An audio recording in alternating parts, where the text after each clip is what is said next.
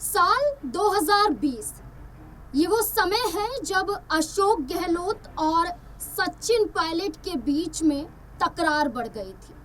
तकरार इतनी बड़ी कि 2023 के विधानसभा चुनाव में सचिन पायलट ने ऐलान कर दिया था कि मैं कांग्रेस पार्टी का हिस्सा नहीं रहूंगा।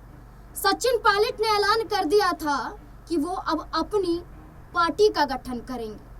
लेकिन अशोक गहलोत जो जरिया बने सचिन पायलट की नाराजगी का, अब यही अशोक गहलोत जरिया बन रहे हैं सचिन पायलट को राजस्थान से लेकर दिल्ली की राजनीति में बड़ी जिम्मेदारी दिलाने की। जहां एक तरफ वसुंधरा राजे सिंधिया, किरोड़ी लाल मीणा भजन लाल सरकार पर हावी हैं, जहां अपनी ही सरकार की पोल खोल रहे हैं, जहां अपनी ही सरकार पर उंगली उठा रहे हैं, जहां विधायक खुद भजन लाल सरकार से नाखुश हैं, तो वहीं दूसरी तरफ अशोक गहलोत के आवास पर सचिन पायलट का पहुंच जाना और सचिन पायलट और अशोक गहलोत के बीच में बंद कमरे में लगभग 1 से 1.5 घंटे के बीच बातचीत होना, इसके क्या मायने यही निकलने वाले हैं कि क्या अब अशोक गहलोत अपनी जिम्मेदारियों से मुक्त होना चाहते हैं और सचिन पायलट को राजस्थान में मजबूत करना चाहते हैं। क्या सचिन पायलट को सीएम चेहरा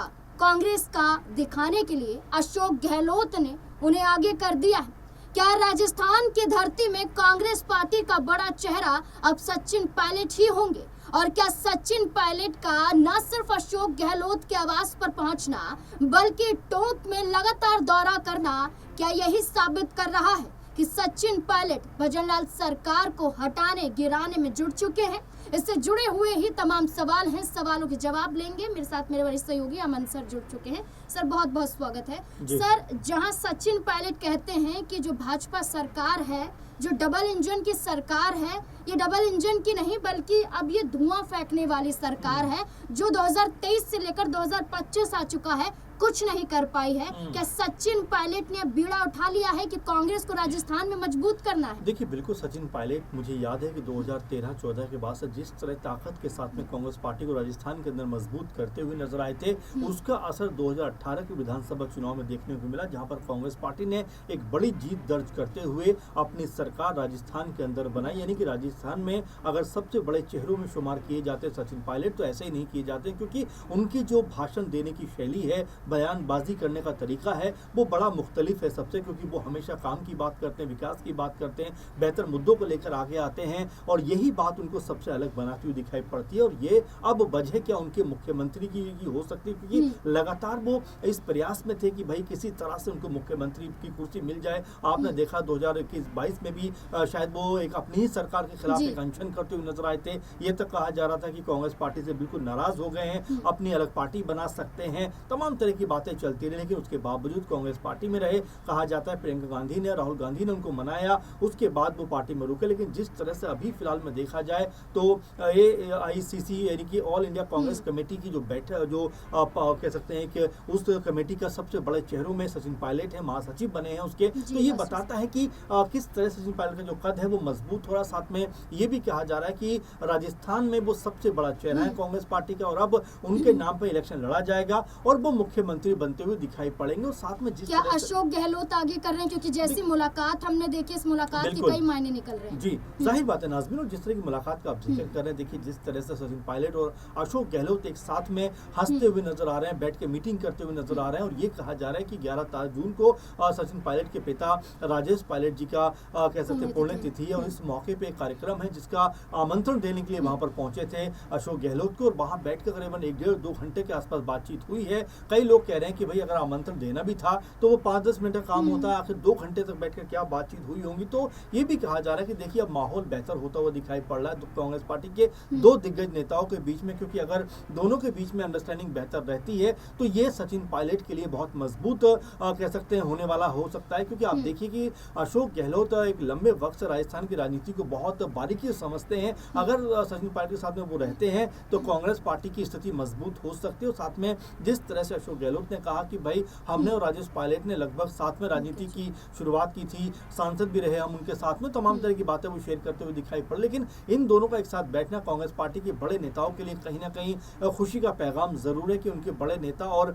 युवा नेताओं के बीच में जिस तरह से अब गठजोड़ हो रहा है वो ये बता रहा है कि कांग्रेस पार्टी अब अपने आप को मजबूत कर रही है। और राजस्थान में तो ये कहा जा सकता है कि चुनाव को भले ही अभी 2-2.5 साल का वक्त हो, लेकिन सचिन पायलट अभी से अपने आप को और पार्टी को मजबूत करते हुए दिखाई पड़ रहे हैं। और यही काम उन्होंने कह सकते हैं कि 2013-14 में भी किया था जब कांग्रेस पार्टी चुनाव हारी थी। उसके बाद से लगातार वो लग गए थे और जीत कांग्रेस पार्टी को दिलाकर माने। सर, किरोड़ी लाल मीणा जो भाजपा में कृषि मंत्री हैं, किरोड़ी लाल मीणा ने सचिन पायलट की तारीफ भी की थी और कहा था कि युवा नेता, युवा चेहरा जो लगातार चुनाव जीत रहे हैं और कांग्रेस पार्टी का मजबूत स्तंभ है। और यही किरोड़ी लाल मीणा है जिन्होंने भाजपा पर आरोप लगाया था कि उनके फोन टैप किए जा रहे हैं। अपनी ही सरकार के खिलाफ खाद बीज में घोटाले को लेकर धरने पर बैठ गए थे और वसुंधरा राजे सिंधिया ने पानी के मुद्दे को उठाते हुए अपनी ही सरकार में अधिकारियों को फटकार लगाई थी। और सचिन पायलट किरोड़ी लाल मीणा का साथ, वसुंधरा राजे का साथ दे रहे थे। क्या ये समीकरण भी बैठ रहे हैं? देखिए, जाहिर बात है यहाँ पर सचिन पायलट ने कल कहा भी ये बात को कि जिस तरह से किरोड़ी लाल मीणा ने पूरा मामला एक्सपोज करने का प्रयास किया है, जिस तरह नकली खाद जो बनाई जा रही थी उसको लेकर खुलासा किया है, वो ये कह रहे थे कि भाई आखिर ये खुलासा वो किसका करना चाहते हैं? क्या सरकार का करना चाहते हैं, भजनलाल शर्मा जो मुख्यमंत्री उनका करना चाहते हैं, या फिर ये बताना चाहते हैं कि बीजेपी के अंदर किस तरह से जो भ्रष्टाचार है वो बढ़ता हुआ दिखाई पड़ रहा है? और यहाँ पर जिस तरह की स्थिति बन रही है उसमें कहीं ना कहीं सचिन पायलट को फायदा होने वाला है। क्योंकि आप देखिए, वसुंधरा राजे भी सरकार से बहुत ज्यादा खुश नहीं है, उनकी भी मौके पे कह सकते हैं समय समय पर और ऐसे मौके पर बयानबाजी होती रहती है। वहीं मीरा जिस तरह से तमाम चीजों को सामने रख रहे हैं, जिस तरह सरकार की नाकामियों को कह सकते हैं दुनिया के और देश के सामने रख रहे हैं, वो ये बता रहा है कि क्या अब यहाँ पर बीजेपी की जो टीम है उनके अंदर फूट पड़ती हुई दिखाई पड़ रही है? क्या बीजेपी के जो वरिष्ठ नेता हैं और जिस तरह से उनको एक सम्मान और कह सकते हैं कि एक ओहदा मिलना चाहिए था, क्या वो उससे खफा दिखाई पड़ रहे हैं? क्योंकि आप देखिए कि अगर वसुंधरा राजे के बाद कोई मुख्यमंत्री बनने के लायक या काबिल था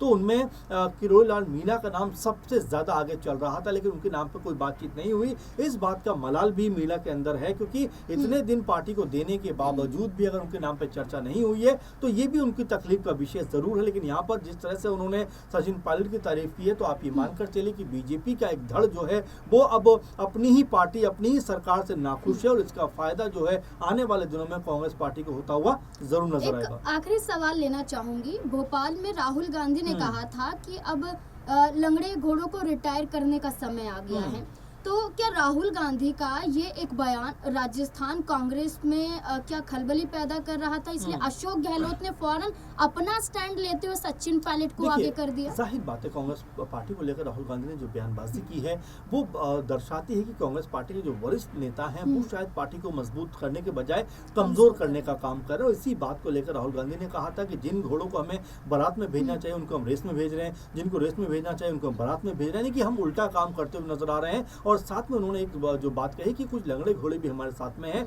जिनकी वजह से पार्टी जो है बहुत मजबूत नहीं हो पा रही है। अब ये बयान जो उनका है वो किसके लिए है? क्योंकि यहाँ पर शशि थरूर भी पार्टी को लेकर बयानबाजी करते हुए नजर आ रहे हैं, गलत दिशा में जाते हुए दिखाई पड़ रहे हैं कांग्रेस के लिहाज से। वहीं अगर हम कई ऐसे जो कह सकते हैं उम्र दराज नेता उनकी बात करें तो वो भी कहीं ना कहीं मायूस दिखाई पड़ते हैं कि जिस तरह का बयान राहुल ने दिया है वो कहीं ना कहीं उनको लेकर तो नहीं दिया, चाहे वो कमलनाथ हो, चाहे वो दिग्विजय हो, चाहे वो भूपेश बघेल हो या फिर अशोक गहलोत। तो ये तमाम ऐसी चीजें हैं जो निकल के आ रही है। लेकिन फिलहाल ये कहा जा सकता है कि राहुल गांधी कांग्रेस पार्टी को मजबूत करना चाहते हैं। अब शुरुआत क्या राजस्थान से हो चुकी है और जिसमें अशोक गहलोत जिस तरह से एक्टिव दिखाई दिए, क्या उनको भी समझ में आ रहा है कि जब तक एक्टिव नहीं होंगे पार्टी को जीत नहीं मिल सकती? सचिन पायलट ने कहा कि भजनलाल सरकार में जो नेता हैं वो दिल्ली में नेताओं को खुश करने में लगे हुए हैं और ये जो लड़ाई है वो सत्ता को बचाने की लड़ाई है, कुर्सी बचाने के लिए। भजनलाल शर्मा बीते कुछ दिनों पहले केंद्रीय गृह मंत्री अमित शाह से मुलाकात करने पहुंचे थे। सचिन पायलट का मानना है कि भजनलाल सरकार सुचारू रूप से चल नहीं पा रही है उनके ही मंत्री, उनके ही विधायक अब उनके ही खिलाफ हैं। और इस बीच में अशोक गहलोत का ये कहना कि सचिन पायलट के पिता राजेश पायलट के साथ ही उन्होंने राजनीति में कदम रखा और कांग्रेस में रहकर कई बार सांसद भी रहे, साथ चुनाव भी लड़ा, ऐसा इमोशनल पोस्ट अशोक गहलोत का यही दर्शाता है कि क्या सचिन पायलट को अब अशोक गहलोत पिता के रूप में उन्हें आगे कर रहे हैं। क्या सचिन पायलट अब कांग्रेस की कमान को संभालते क्या राजस्थान की कमान को भी संभालेंगे। क्या लगता है आपको सचिन पायलट को लेकर? अपनी राय कमेंट सेक्शन में जरूर दें। देखते रहें SPN9 न्यूज़। धन्यवाद।